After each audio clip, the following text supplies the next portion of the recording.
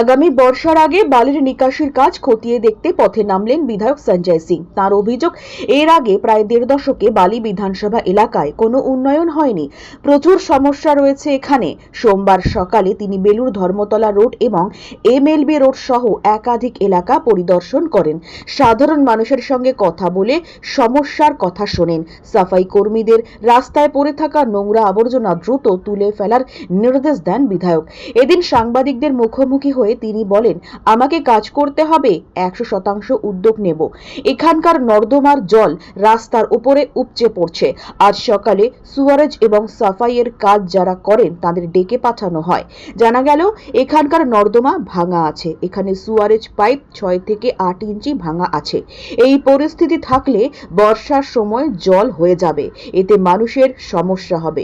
ভট্টনগরের পচা খালের অবস্থা ভালো নয়, কম ফ্লো হচ্ছে। যদি এই রকম অবস্থা থাকে তাহলে সাধারণ মানুষের অসুবিধা হবে।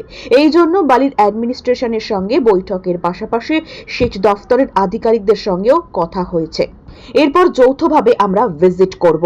বর্ষা আসতে এখনো 1 মাসের মতো বাকি। এর মধ্যে কাজ শেষ করতে পারলে বালির মানুষ উপকৃত হবেন। কাজ করতে হবে। এইখানে এসছি, কালকে রাত্রিবেলা ফিরছিলাম, দেখছি যে পুরো রাস্তার উপরে ওভারফ্লো হচ্ছে ড্রেনের জল। আমি আজকে সকালবেলা এখানে কনজারভেন্সি সিওরেজের যারা কাজ করে তাদেরকে এখানে ডাকলাম। তো এখানে দেখছি যে পুরো ড্রেনটাই চোকড আছে, আর সিওরেজ লাইনটাও চোকডের মতনই আছে, প্রায় 6 ইঞ্চি 8 ইঞ্চির জায়গা আছে। সেইটা আজকে এখানে একটু কথা বলবো যে এই ড্রেনগুলো না পরিষ্কার করলে এই বর্ষার মধ্যে মানুষের প্রচুর অসুবিধা হয়ে যাবে যদি এইটা ক্লিয়ার হয়ে যায়। আর ওপেন ড্রেনগুলো যদি একটু কাটা হয়। তারপরে কালকে আমি পচা খালে গেছিলাম, ওই দিক দিয়ে ভট্টনগর হয়ে এসছি। ওইখানেও কিন্তু খালের পজিশন খুব ভালো নয়, মানে হালকা করে জল যাচ্ছে।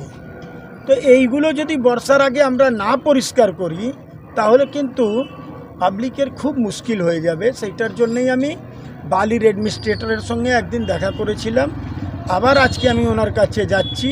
ইরিগেশন ডিপার্টমেন্টের SDO সাহেবের সঙ্গে দেখা করেছিলাম, আজকে ওনার কাছেও যাচ্ছি। একটা যৌথভাবে আমরা পুরো এটা ভিজিট করব। তারপরে ওনাদেরকে রিকোয়েস্ট করব যে অন্তত বর্ষার এখন এক মাস 15 দিন বাকি আছে, এই পিরিয়ডে যদি আমরা এই কাজটা করে নিই তাহলে বালির মানুষ খুব মুক্তি পাবে।